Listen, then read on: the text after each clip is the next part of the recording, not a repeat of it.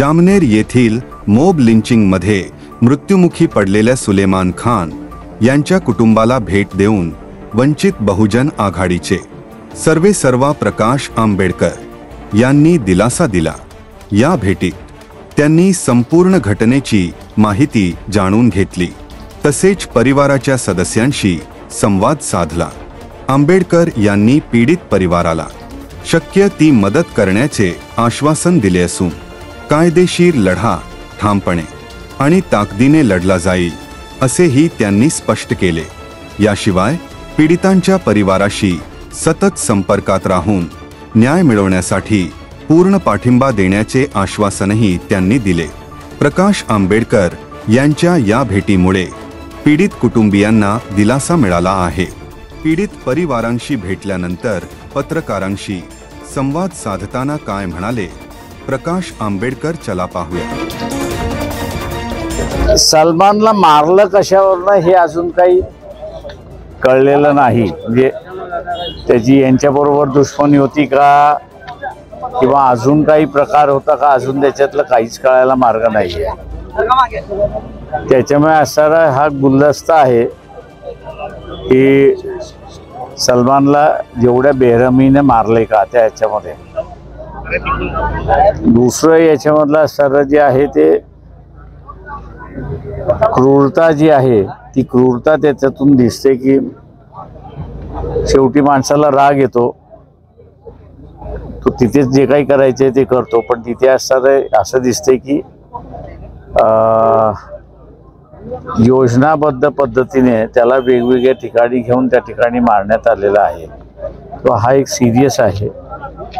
तिसरं जे मला सांगण्यात आलेलं आहे त्याच्यामध्ये की ते स्वतःला धारक म्हणून त्या ठिकाणी समजत होते। आता आणि हा माझ्या अंदाजानं एक सिरियस बाब आहे असं मी त्या ठिकाणी मानतोय की अशा पद्धतीने कृत्य करण्यासाठी एखादं संघटन उभं राहिले का, आणि असं जर संघटन उभं राहिलं असेल तर मी त्या ठिकाणी मानतो की हे पोलिसांसाठी एक फार मोठं चॅलेंज आहे आणि पोलिसांनी त्या दृष्टीने नुसता विचार नाही तर त्या संदर्भातला असणारा एक सखोल चौकशी केली पाहिजे असं मी त्या ठिकाणी म्हणेन।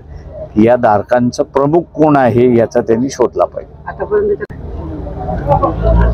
कुटुंबाचं म्हणणं आहे की 19 जण आहेत आणि पोलिसांनी आता फक्त असणारा 8 जणांवरती कारवाई केलेली आहे, 10 जणांवरती। त्याच्यामुळे उरलेले 19 जणांचा जो आहे